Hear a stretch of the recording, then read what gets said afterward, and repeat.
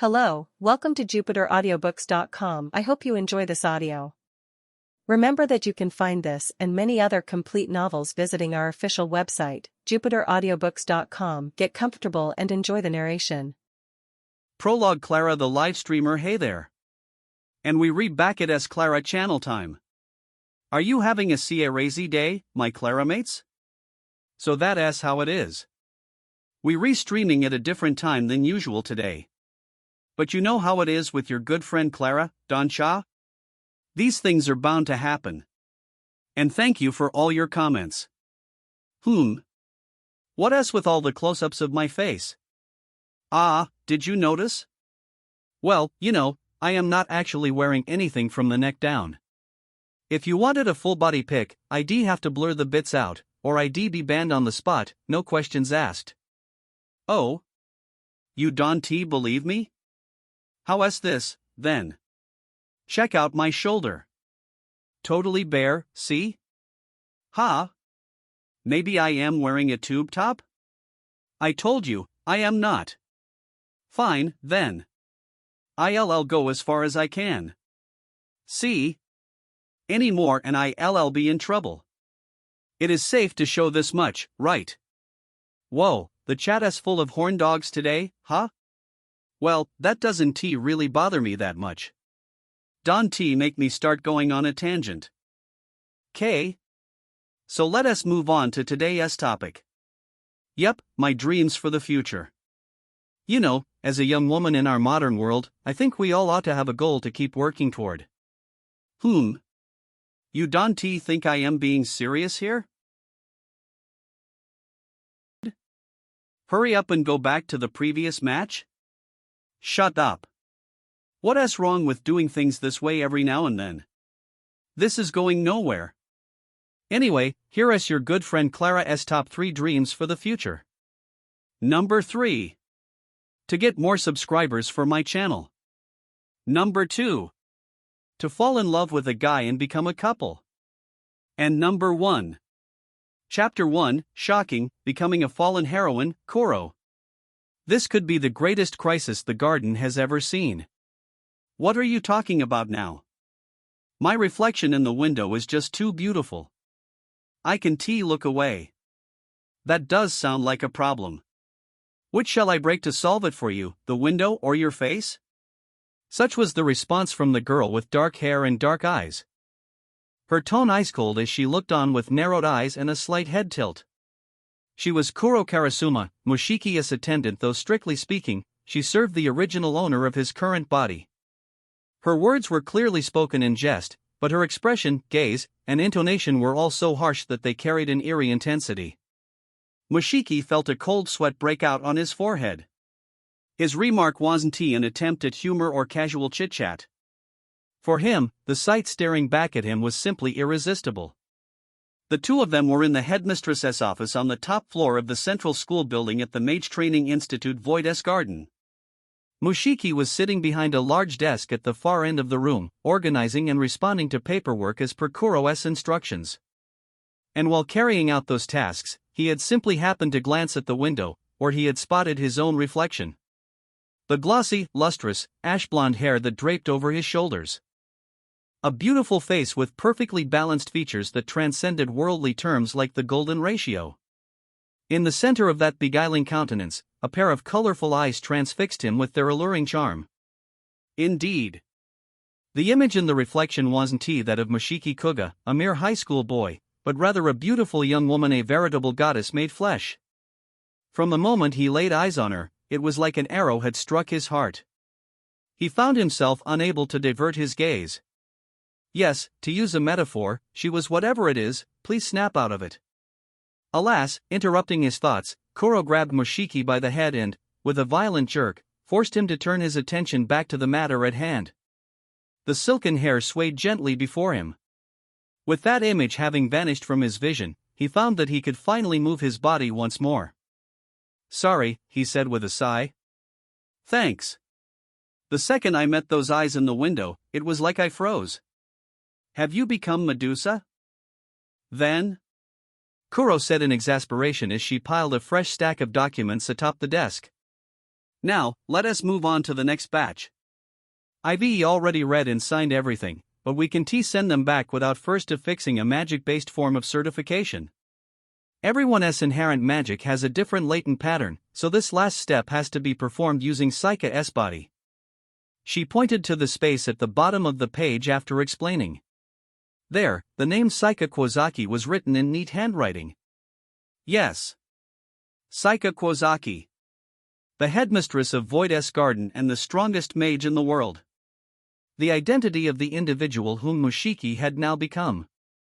Around a month earlier, Mushiki had stumbled upon the dying Saika, and the two had undergone a fusion. If it became known that the strongest mage had perished, the world would be thrown into turmoil. As such, Mushiki was now living in and attending the school as Saika herself.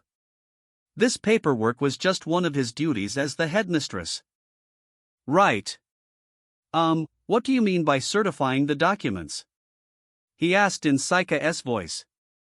Koro continued to point to the letters at the bottom of the page. We use a special ink with a high sensitivity to magic, so all you have to do is lightly trace the name here with your finger. Like this?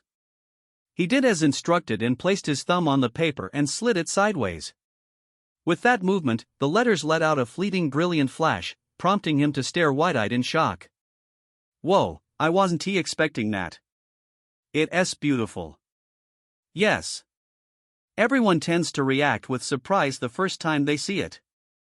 It's also pretty stimulating tracing the name Saika Kuozaki with my finger.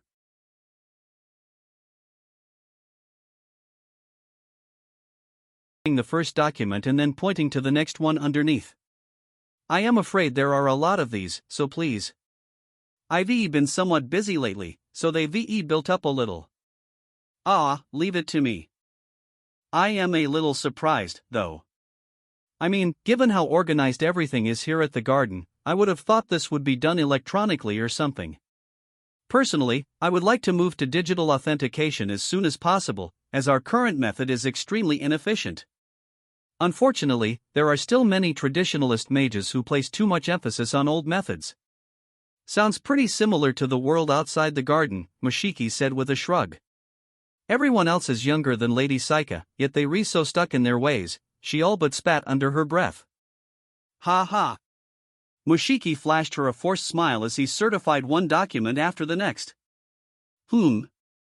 As he traced the signatures of several more documents, he felt his eyebrows begin to climb up his forehead. Every now and then, an interesting turn of phrase kept popping up on the sheets of paper as he skimmed their contents. An interschool demonstration battle. What's that supposed to be? He asked. Yes, Koro answered with a nod.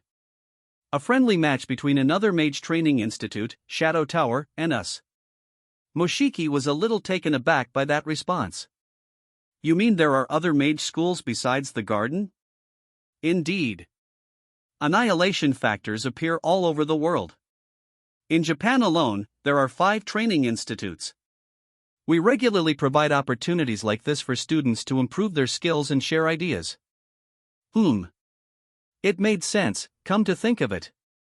Convinced, Mushiki stroked his cheek in thought. Only then did he notice another detail from the document in front of him. I thought it looked like it was coming up soon, but the day after tomorrow? Yes, well. I should have submitted these documents last month, but with so many things happening lately, there were some delays. That said, these forms are just a formality. Rest assured that everything has been well prepared, Koro said. I hope so, he murmured, crossing his arms. Since she didn't know what to make of his reaction, Koro's expression remained emotionless. There's no need to worry. Only the 5 students selected as representatives will be required to fight. Seeing how you've just transferred to the school, Mushiki, it is highly unlikely that you will be chosen. No, I mean, I am not really worried about that. It's just. He fell silent. One face in particular flashed through his mind at the word representatives. Will Ruri be one of them, perhaps? Without a doubt. It wouldn't make sense if Knight Fuyajo wasn't selected as one of the 5 students. Koro nodded. Right. he exhaled, struck with admiration for his younger sister. Though still a student herself, Ruri Fuyajo was counted among the strongest knights of the garden. As her brother, Mushiki was filled with pride and overjoyed to hear how highly regarded she was here. But after pondering this for a moment, he shook his head slightly. Ha! From the way you re-talking, it sounds like the 5 students haven't been chosen yet, though. That is correct. The Garden's administrative AI will select 5 students to represent us just before the start of the match. That sounds pretty sudden. I guess they wouldn't have much time to prepare or practice, then, would they? One doesn't always have an ideal team ready to engage in Annihilation Factor. A mage must be capable of adapting to the environment and the situation at hand. I see. It was certainly true that there could be no anticipating when an Annihilation Factor might appear, nor what the situation would be at the time. In short, theirs was a constant battlefield. It was important to be constantly ready without requiring any special preparation. In any event, all you have to do is attend the welcome ceremony and watch the match. Afterward, well, please just offer a few words of thanks to the participants. Koro paused, removing the next document. Please continue with your work. If you keep stopping, we won't be able to get through them all. Ah, right. Mushiki nodded, tracing the signature on the remaining documents with his finger. How long did it all take? By the time he finished going through the whole pile, his thumb was starting to feel a little numb. Well done. Now then, I will return these to the relevant parties, Koro declared. Ah. Thank you, he responded, raising a hand in gratitude. Koro gathered up the papers, then turned back to him. Now, we should move on to substantiation training.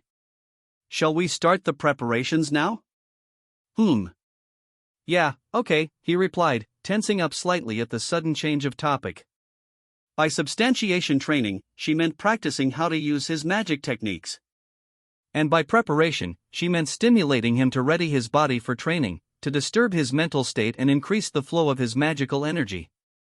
In other words, she was as good as saying she would make full use of her sensual wiles to seduce him. And so Kuro approached him with slow steps. Her softly swaying hair, her obsidian eyes, her cherry-red lips all drew closer. He paid them much attention before, but each and every aspect of her body now sent a powerful thrill through his brain. Kuro, what are you ? Don't move, please. As she spoke, she placed her hands on his shoulders and leaned in. Ah! What in the world was she about to do to him? Dizzying fantasies swirled inside his head, and he suddenly found himself short of breath. She positioned her lips close to his ear and whispered in the most bewitching manner imaginable, Now, Mushiki. We're going to have some exciting training time. Why don't I give you a rousing squeeze? Her countenance, until a moment ago cool and collected, now betrayed an amused smile.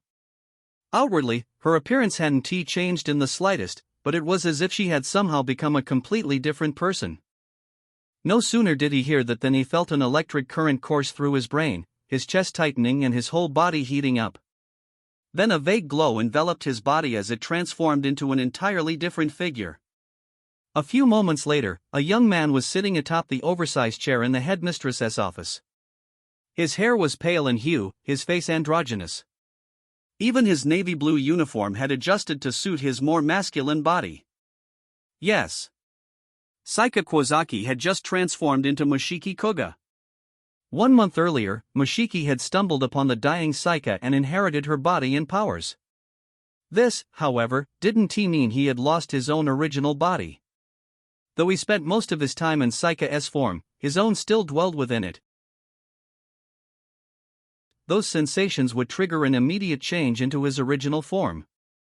Maybe that was a little much? Kuro said, squinting as she looked him over.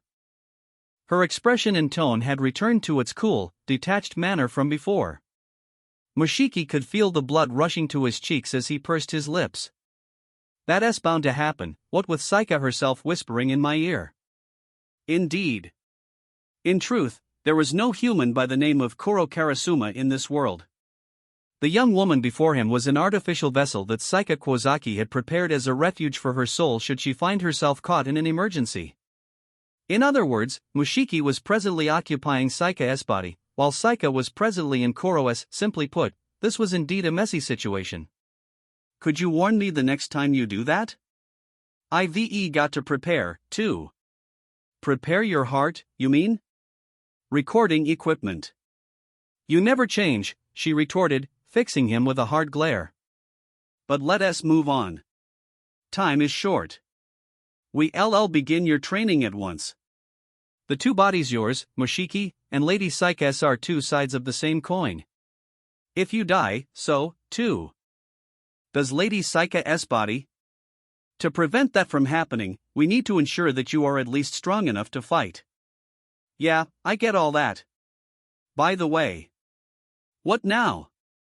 You aren't going to talk like Saika anymore? He asked sadly. Kuro let out a small sigh. Just like the truth about your body, we cannot risk my secret leaking out. We should refrain from such actions as much as possible. I see.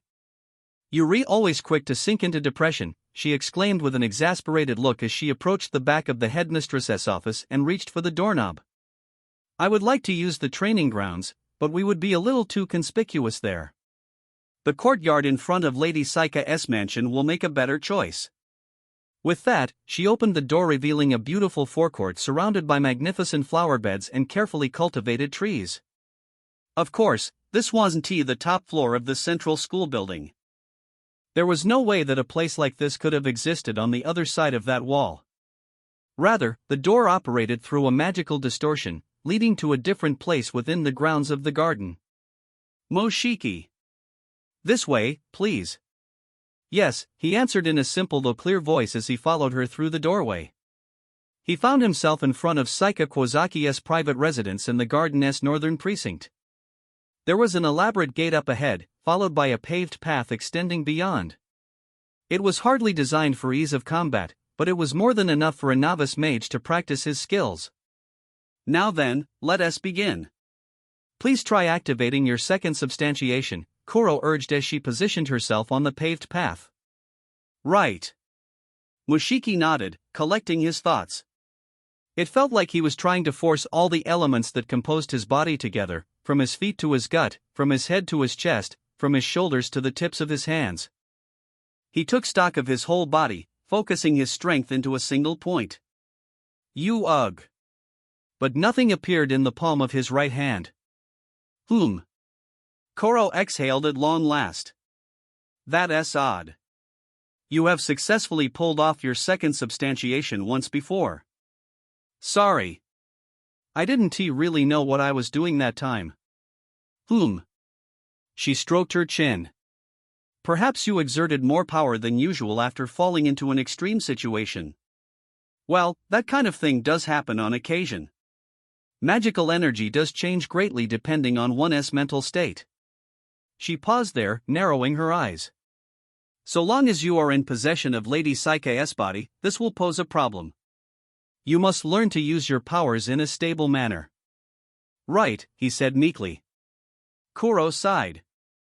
But if all we're going to say is do it, the garden can hardly be considered a training institute. Let us build you up to it. Are you ready? Yes. Even if it costs me my life.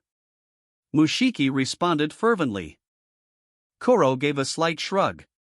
I appreciate your spirit, but that won't do either. If you perished, Lady Saika would also die. Sorry. You know what I mean. Very well. I don't doubt your enthusiasm, she said with a nod, before raising a finger. As I said earlier, you have already succeeded once in activating your second substantiation. Which means that you already have everything you need to do it again. Do you follow, Mushiki? She asked. The substantiation created by your technique is, so to speak, a component of your inner self.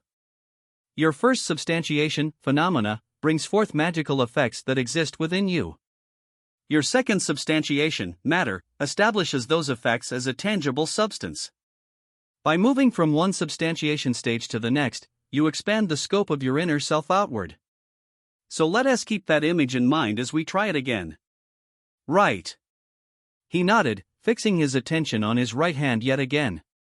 NNGH, but try as he might. Nothing appeared in his hand. Kuro let out a long breath. Well, if you could do it with just some simple words of advice, you would hardly need training. It will take steady, repetitive practice. Right. Sorry. As though suddenly remembering something, Kuro raised an eyebrow. Now. Yes. This may seem somewhat childish, but let us prepare some treats. Treats. Yes. To serve as a reward. They might help motivate you a little more. How about this? If you can activate your second substantiation, I will answer one question. About anything you want. Ah, I did it.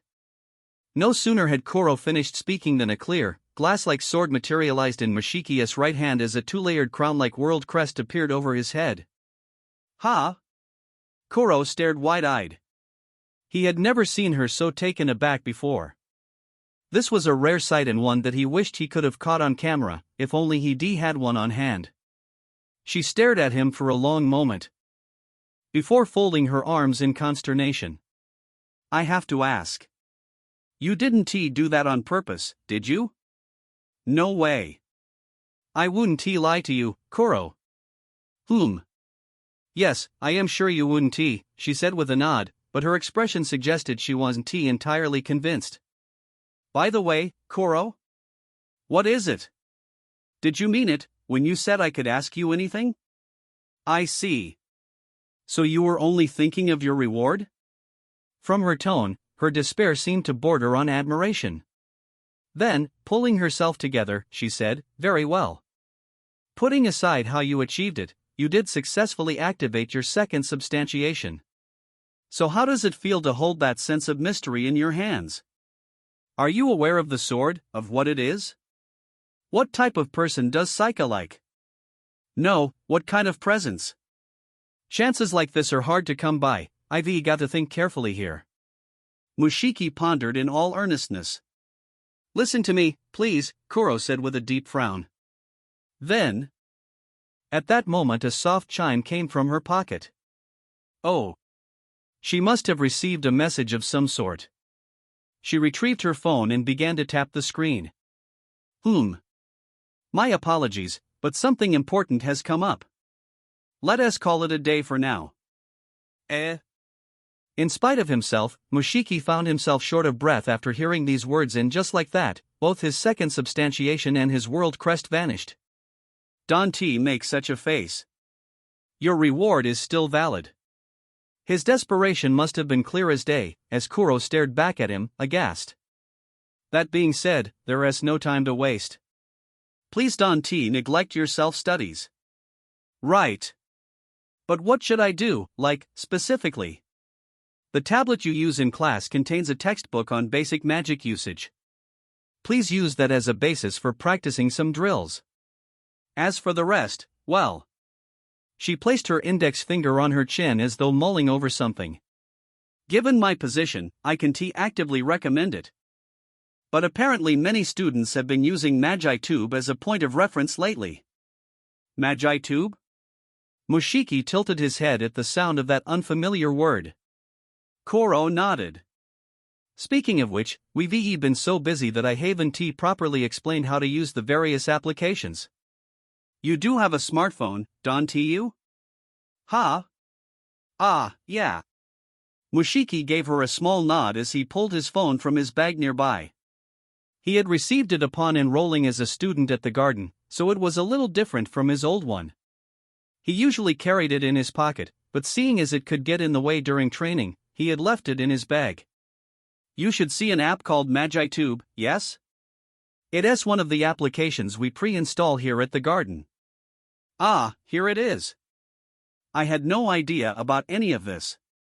Come to think of it, he hadn't made use of his new phone that much over the past few weeks. The only feature that he had gotten familiar with up till now was the camera. He tapped on the icon with a stylized letter M, and the application opened. Beneath the MagiTube logo was a search bar and thumbnails for various videos. It kind of looks like a video site. Precisely. MagiTube is a video hosting site exclusively for mages. For mages? He repeated. Kuro glanced down at the screen, her face coming so close that his heart raced, though he decided to keep his mouth shut. Yes. As you know, the existence of mages must be kept a secret from wider society. We can openly talk about things like magic or annihilation factors. Nevertheless, in this information-oriented world, it would be foolish of us to share only through oral means or written texts. She paused there, pointing down at the screen. So we decided to create a web service that only mages can use. It isn't particularly different from similar services you can find on the outside.